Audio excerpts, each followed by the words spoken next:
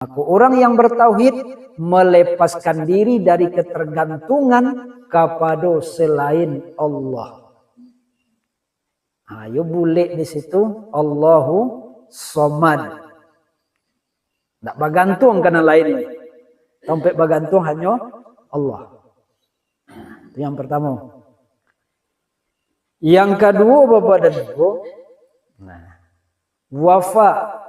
Wafa itu menyempurnakan. Apa yang disempurnakan? Ubudiyah kepada Allah. Di orang yang bertauhid adalah orang yang rajin beramal. Dan amalan itu makin sempurnakan. Itu orang yang bertauhid. Orang yang bertauhid adalah orang yang banyak amalan dan amalan itu sempurnakan.